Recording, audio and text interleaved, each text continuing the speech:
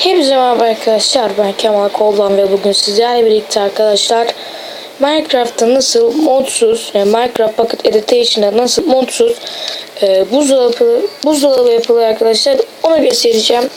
Ben hemen burada örneğini yaptım arkadaşlar, hemen size de göstereyim, zaten şimdi yapacağız. Gördüğünüz gibi böyle bir redstone devresi var arkadaşlar, hemen test edelim. Burada bir golden apple kalmış. Şimdi şöyle arkadaşlar, abi yemeğin grafiği gelmedi. Evet arkadaşlar, gördüğünüz gibi yemeğimizi atıyor. Ben aslında arkadaşlar Skywars çekecektim. Ama bugün LBR'ye biraz laglı. Yani chestlerden chest'i açıyorum, içinde item yok arkadaşlar. Şimdi bunu neden yaptım bilmiyorum. Evet. Şimdi arkadaşlar ilk öncelikle bize gerekli olanlar herhangi bir blok, dispenser, herhangi bir kapı, redstone ve de yemek, şalter. Şimdi arkadaşlar şöyle ilk taş koyuyoruz, sonra şalter koyuyoruz, sonra abi yanlış yaptım, sonra şunları şöyle koyuyoruz. Kapısını arkadaşlar böyle koyarsanız olmaz, şöyle koyacaksınız. Gelin, hop, koyun, böyle olacak. Şimdi arkadaşlar bunun çerçevesini örün. Şöyle arkadaşlar. İlk yaptığınızda böyle yapmazsınız. Redstone devresi çalışır ama yanlış olur yani. Şöyle arkadaşlar. Bir dakika abi. Şunu bir...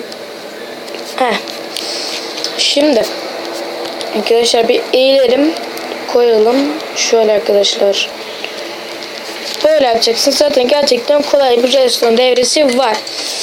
Sonra şöyle koyuyorsunuz. Sonra şuraya bir şalteri koyuyorsunuz. Bakın çalışıyor mu? Evet. Çalışıyor. Hem kapıyı yönetiyor şalter, hem de redstone devresini yönetmekte. Şimdi buraları böyle kapayalım. Ama sakın redstone üzerine bir blok koymayın. Yoksa çünkü redstone devresi çalışmaz. Şöyle arkadaşlar bir kapayalım. Şuraya dur abim. Abim dedim arkadaşlar, kusura bakmayın. Benden büyükler de izliyor olabilir. Evet, şimdi şöyle koyalım. Evet. Belki buraları keserim arkadaşlar, belli olmaz. Evet. Neden bu arada 0.15.0'da oynamıyorum arkadaşlar? Ben Android Club'dan indirdim. Ama paket ayrıştırılmasında bir sorun oluştu diyor. O yüzden 14.0'da videolarımı çekmek zorunda kalıyorum. Geçen videoda baya bir ses kayması olmuş arkadaşlar.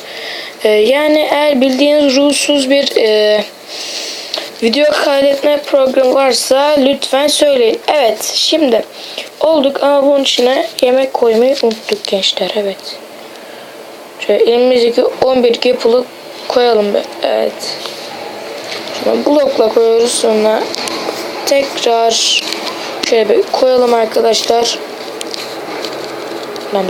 Lan kapı koyduk. Lan bir gitsene. Heh. Evet, şimdi buradaki şaltere tıklıyorsunuz. Gördüğünüz üzere geliyor. Gördüğünüz gibi. Ama grafikler geç veriyor. Evet. Yani gördüğünüz gibi harika bir modsuz buzdolabı. Tekrar size redstone devresini göstereyim arkadaşlar. Zaten kolay abi, dur. Yanlış yeri kazdık. Lan hadi. Lan abi başlamak. Kaz lan. Hadi arkadaşlar, gördüğünüz gibi böyle bir redstone devresi var. Zaten aşırı kolay. Evet arkadaşlar, videomu izlediğiniz için gerçekten çok teşekkür ederim. Eğer diğer videomu izlemediysen lütfen izlemeyi unutma. Diğer videomda da Minecraft Pocket Edition'da modsuz araba yapımını izlemiştik arkadaşlar. Daha fazla böyle videolar gelmesi için abone olmayı, like atmayı unutmayın arkadaşlar. Diğer bir videomda görüşmek üzere. Hoşça kalın.